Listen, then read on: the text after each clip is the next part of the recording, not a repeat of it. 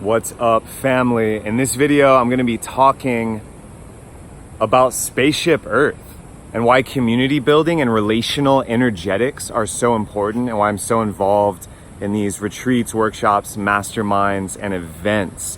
I want to do a thought experiment with you. I want you to imagine that you and the 50 people most close to you that you do business with, that you make love with, that you call friends and family, 50 people are on a spaceship and there's no way out. Like, you're on the spaceship together and you only have one choice, which is to build coherence together because there's nowhere else to go. You're on the ship, you're in deep space. How would you show up in that container? How would you relate to people?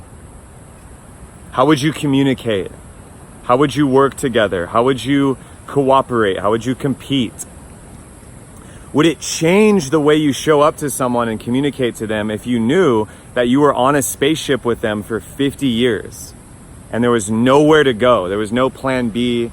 There was no place to run away to, no place to avoid or escape.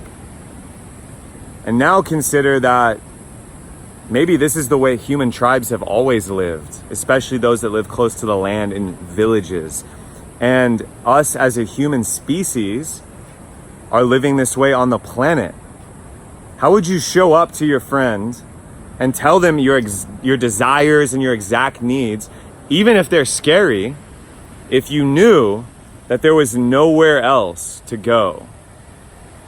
And how would you build relationships and social wealth, social capital, if you will, knowing that there's nowhere to go, there's nowhere to hide, and the only choice that a sane, rational human being and a creature that is very social could make would be to show up with full transparency and vulnerability,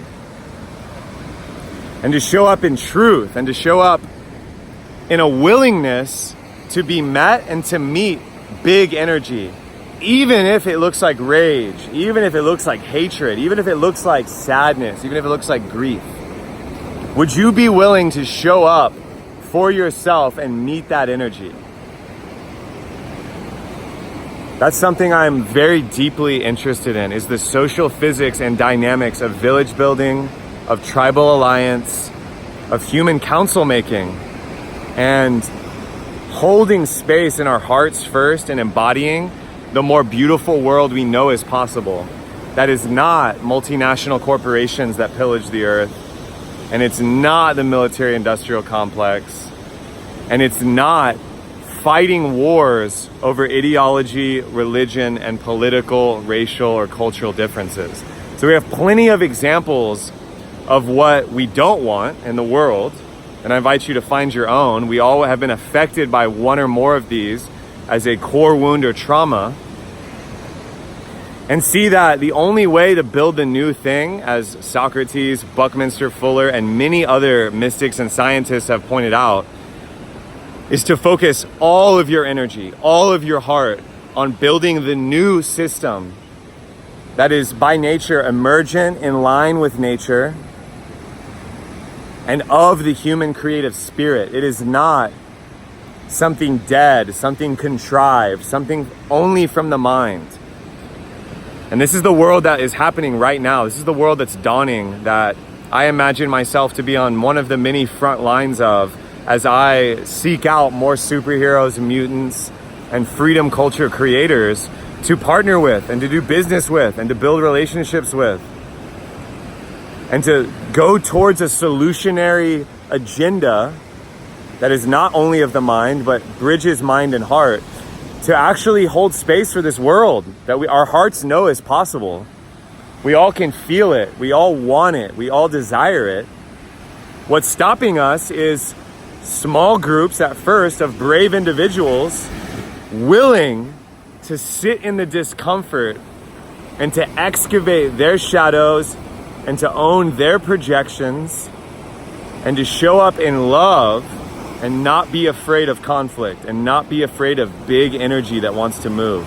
When someone raises their voice, when someone brings physicality into the mix, there's actually a way And there's tools and techniques to meet this energy in connection and in relationship.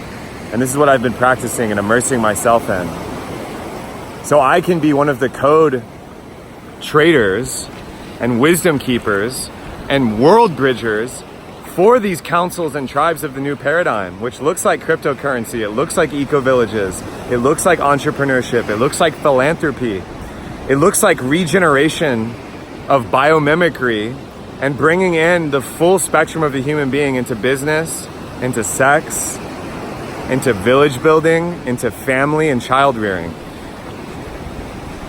And that's the vision I'm holding. What vision are you holding?